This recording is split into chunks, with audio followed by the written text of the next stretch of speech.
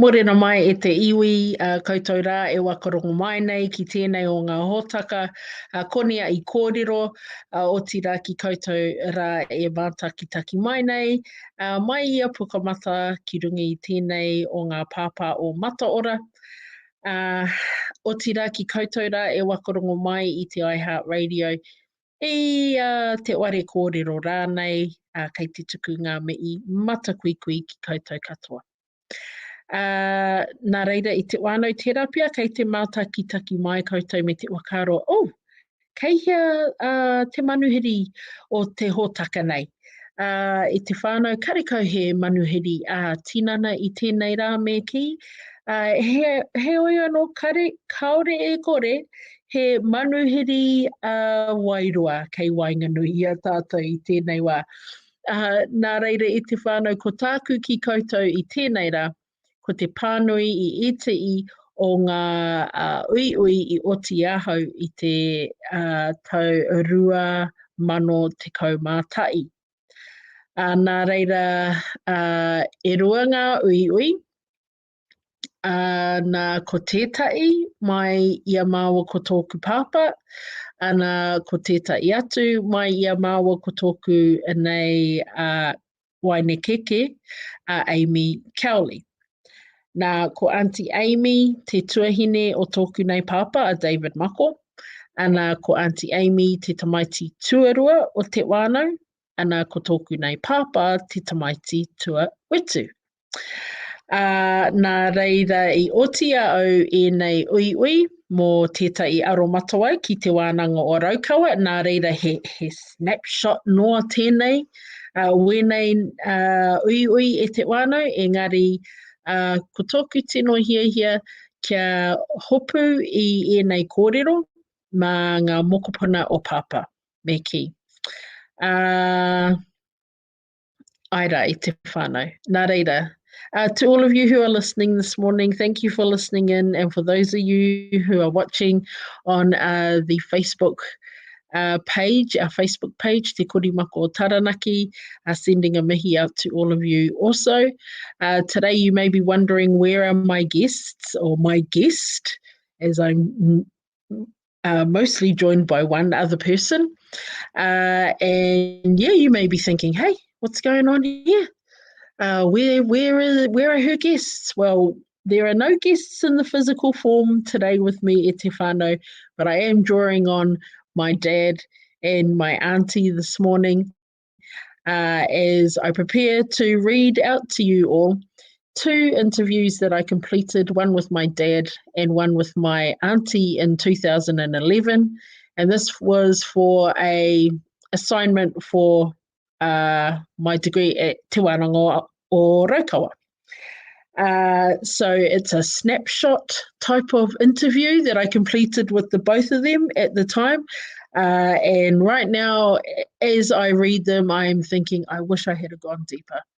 However, these interviews do capture a quick snapshot of their early years into their later years, and also in their view, the intergenerational changes that they experienced over their lifetime, and very snapshotty type of outlook on the differences between now and then, and how they think we're similar. Nā reira e te whānau ngā mihi nui ki koutou katoa e Whakarongo mai nei, oti rā ki koutou rā e no o pani i tēnei wā, kei te tuku te aroha ki koutou katoa. Times like this, I'm drawn back to the reason as to why we started Koniahi Kōrero, and these 2 particular interviews were motivators for Koniahi Kōrero, and the fact that there was no recorded voice archive of Dad, which is one of the reasons why we decided to go with Koniahi Kōrero and capture through interview as many voice archives as we can for the uri of Taranaki and for their mokopuna in the years to come. So today, as I read these out, it isn't capturing my dad's reo meki, but it is capturing his voice, as well as that of my aunties. Nā reira I te whānau, without further ado, I shall begin. Interview with David Mako and Amy Cowley. Ana ka timata mātou ki te uiui, mai ia Aunty Amy. I chose these two kaumātua as my interviewees because although they were both born into the same family, they lived such different lives. I was interested to find out how they lived and whether or not any of their values were passed on to our generation, and whether the way that Pākehā and Māori interacted was as relevant and similar today as it was for them when they were growing up. There were so many contrasts between the two of them. I wondered if it was possible for them to have the same opinion as myself on various topics. Another reason for interviewing my father was, although he and I were always able to sit down at any given moment and have a good old-fashioned chinwag, it never occurred to me that I should record his thoughts, so future generations could listen to him and learn a little bit about him while learning a little bit about themselves as well. It was my intention to get to know my auntie a little better, as she had spent the past 2 years living between my sister and I, but for the previous 30 years prior to that, our relationship had consisted of very few yearly visits to see Aunty in Hamilton. The assignment itself gave me the tools to strengthen my relationship with both of them and get a snapshot on their lives.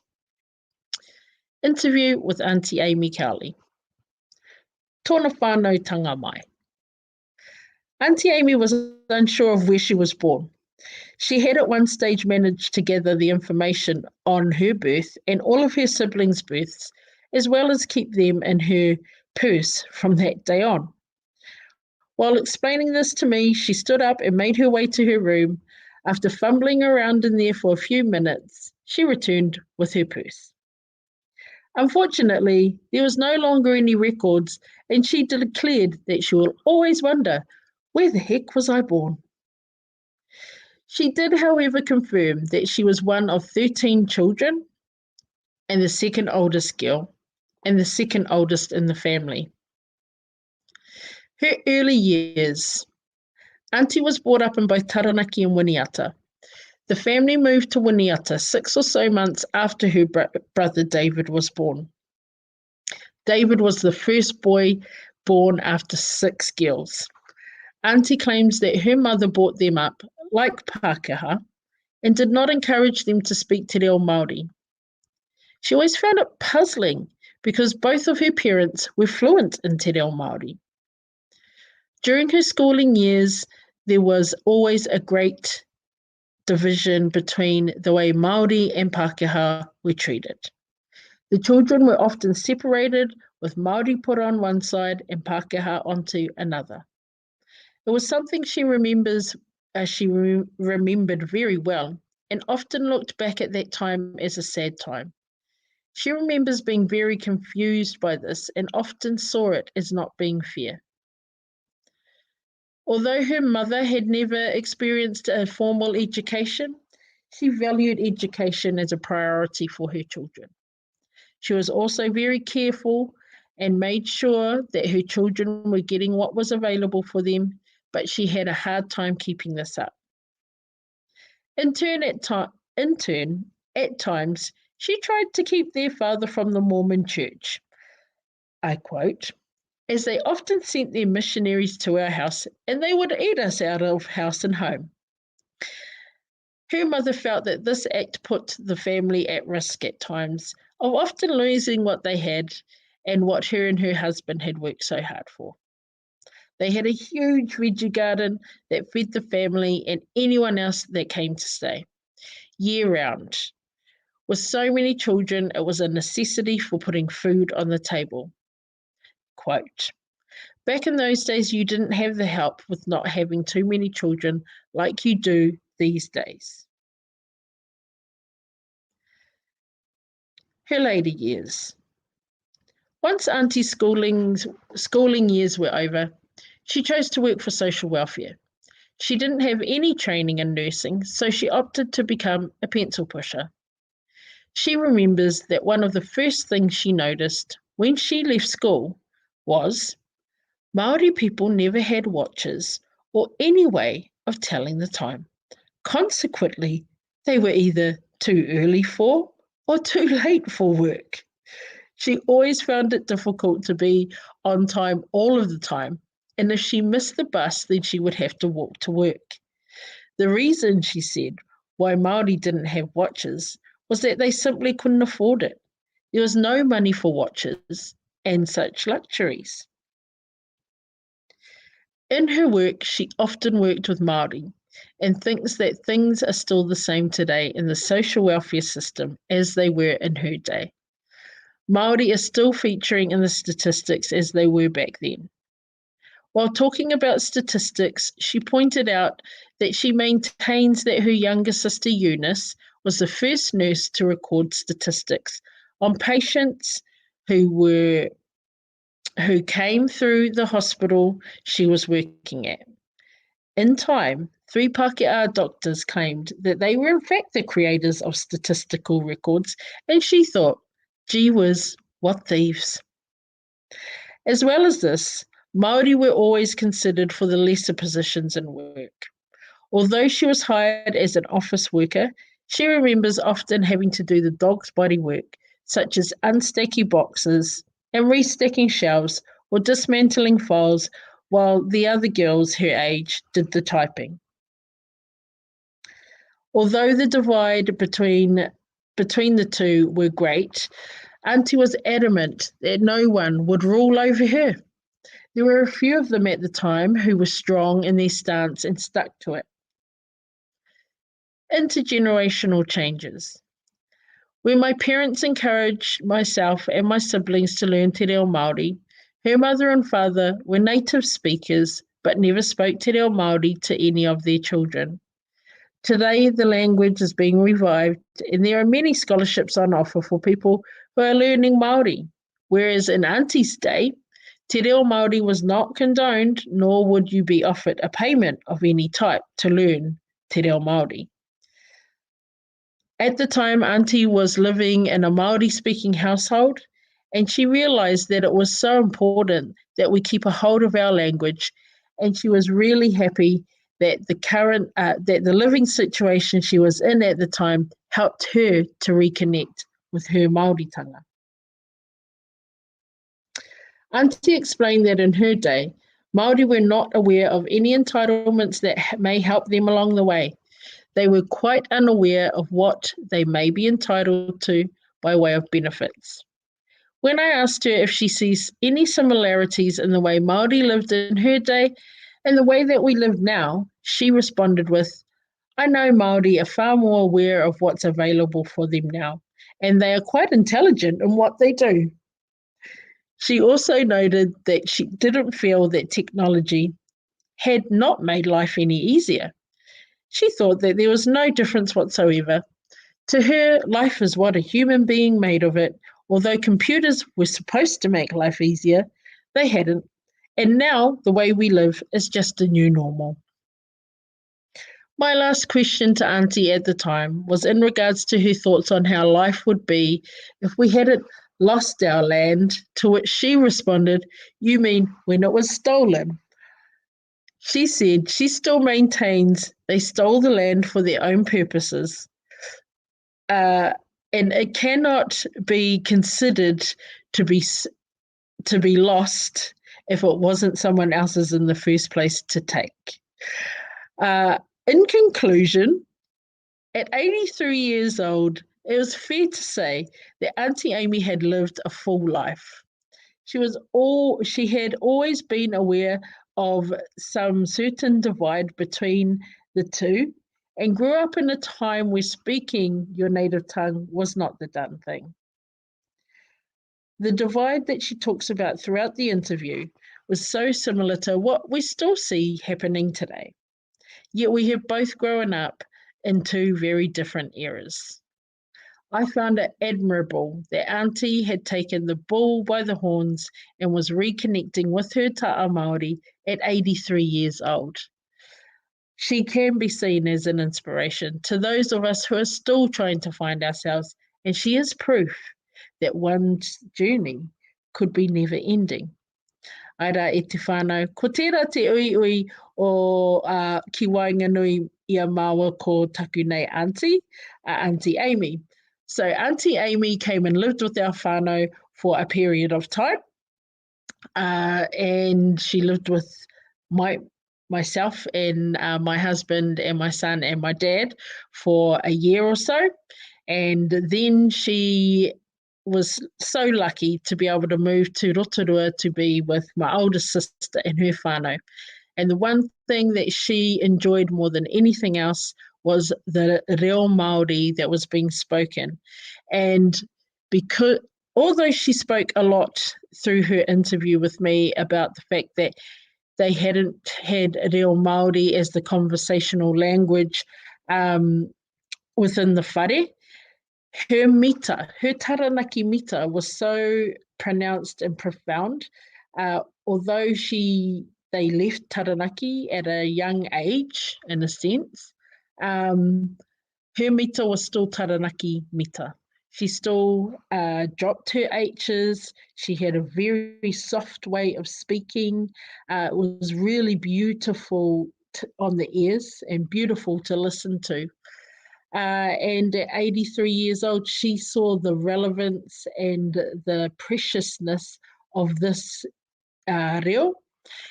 And by the time she passed away, she was rather unwell. She did have dementia, but the one thing she could remember was how to speak Māori.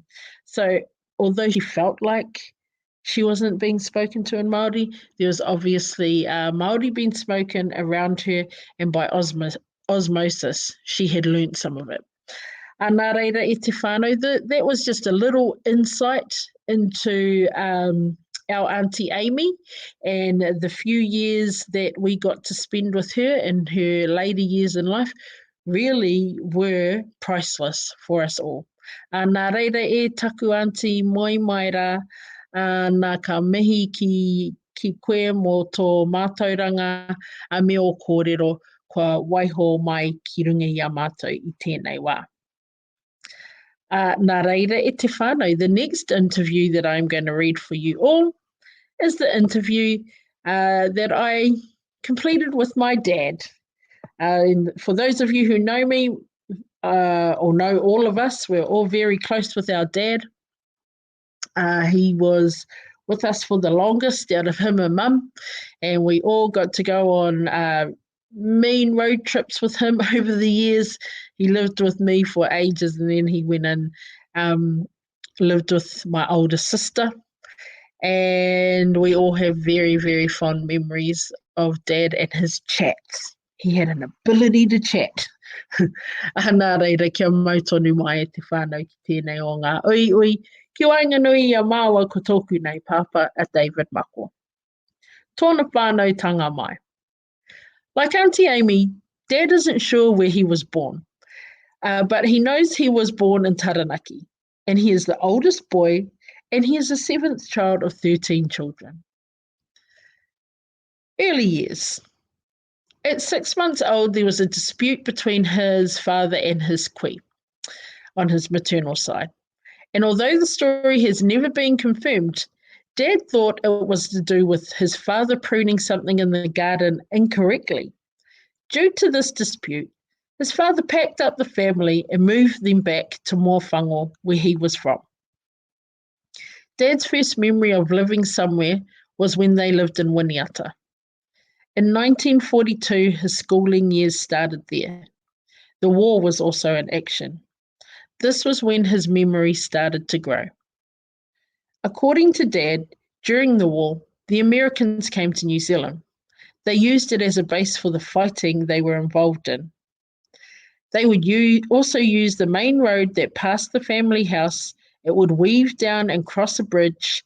When they got to the bridge, they would offload the tanks and the transporters would go across and the tanks went over another crossing further down. All of the children would sit on the cream stand and watch them go past. As the drivers went past, they would all be chewing. At the time, lollies and chewing gum were scarce, so as they would go past, all of the children would yell out to the soldiers, "Here's some!" And there would be showers of lollies, chewing gum and Mars bars thrown to them. Dad recalls it being a neat time of his life, regardless of the war.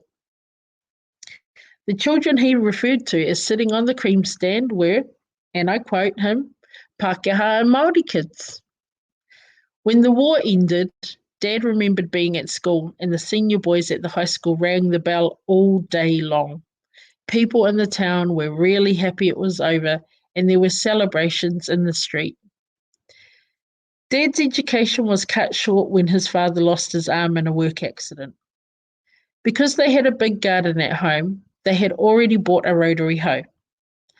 His father managed to find work rotary hoeing other people's gardens in Taihape. So Dad was required to help him with that, and he started missing school to help his father work. By the time he had finished fourth form and gone into fifth form, there was almost no use in carrying on as he couldn't front for the exams. However, he does recall sitting the French exam in the fourth form and getting 60%. As the headmaster walked around the class telling everyone their results, he stopped beside me. This is a quote from Dad. He stopped beside me and said, "You got 60%. Dad looked at him. The teacher took out a book from under his arm and starts hitting me on the head, saying, "Come to school." Of course, Dad did not feel obliged to tell him why he wasn't going to school, nor did he sit school C that year as he had missed far too much school. His later years. In 1954, the family bought a farm in Hamilton. Māori Affairs became involved in the purchase and told Dad's father that he would be able to buy the farm on the condition that Dad worked the farm with him. At the time, Dad was 17 years old. The farm wasn't profitable enough to support the family, pay its overheads, and pay Dad. So he found a job for in-between milkings, stacking hay bales for other farmers. He saved every penny he earned and bought himself a car. During this time, he also started playing rugby, and he also met my mother, Irene Rauriti, through her sister, Whaene Tuiata. It was then, he said, that he realised what it was to be Māori. He explained that the Rauriti whānau were very involved in their marae at the time back in Matata. They were also very involved with each other as a whānau, something that he hadn't had particularly with his own siblings. Although one of Mum's siblings could speak te reo Māori, the rest did not, but they still encompassed manaakitanga, kaitiakitanga, and ahikaatanga. Dad explained that those characteristics were sometimes lost on his own whānau, as they didn't always interact and engage in being Māori. He puts it down to the way his mother had brought them up. He had no recollection of going to any tangihana as a child, and his only memory of seeing his mother do anything remotely Māori happened one day when he was in town with her. He watched as his mother crossed the footpath into the path of another man. They shook hands and kissed each other on the cheek, then talked in Māori, and then the man went on his way. When he asked his mother why she talked to the man, she replied, "Because he's not from here and that's what you do." In Dad's opinion at the time, that was the only show of Māoritanga that his mother had showed him. Intergenerational changes. Dad thinks that the gap between Māori and Pākehā had closed somewhat. He said there were more and more people standing up and speaking Māori now. They don't have the colour all the time of a Māori nor the name, but they are speaking Māori, and that is the main thing. As an avid sportsman, he had also seen the player profile change over the years, with more Māori being picked for top teams. He was also very proud and very happy that his daughters were fluent in te reo Māori or learning te reo Māori, and that most of his mokopuna, if not all, could speak Māori or were fluent in te reo Māori. In conclusion for Dad, he had lived a full life. From a very young age, he had been shouldered with responsibilities beyond his years. Although he didn't receive a formal education, what he had in life experience was priceless. He has a whānau who are committed to their whānau hapu and iwi, and he also has mokopuna who are working hard to be the best that they can be out of respect for him. Nā reira e te whānau, koera etahi o ngā uiui kua oti i ahau, nā koera ngā uiui oti i ahau mō aku aro matua ki te wānanga o Raukawa. So really keen to kōrero at some stage with anyone who would like to ata wete ngā whakaro ki roto i taua i aua uiui. And it was really neat to just sort of see the differences between the two and their thought patterns in regards to their upbringing, I guess, would be the way that I see it. Nā reire te whānau ngā mihi nui ki koutou katoa. Koutou kua whakarongo mai nei ki tēnei o ngā hōtaka o Koniahi Kōrero. Ahakoa te iti. Ahakoa te rai e mei ana ki koutou katoa. Ko te tūmanako kei te whai tonu tātou i ngā tikanga o te Noho pai ki te pai haumaru tuarua. Ana ka tuku tonu te aroa me ngā wakaaro nui ki koutou rā o Tāmaki Makaurau e no o tonu ana ki te pai haumaru tuawha. And now for all of you, today at 12 o'clock, the 12th of Aroha atu, the 13th of September, you can tune into Te Wāpā Reka Reka, Heoi anō, coming up very shortly. It will be Te Kai o Te Ata, ana ka hoki mai a māua, ko Tamsin ki tō koutou taha, ki te kōrero atu, ki koutou katoa me te waka pāpā o atu ki koutou katoa. Ētahi o ngā taipito pito kōrero o te wā. Nā reira i te whānau kia mau tonu mai ki te kai o te ata, ko te aorangi tēnei e me I ka atu ki koutou katoa. Hei konei, hei kona, tūrau, Hawaii.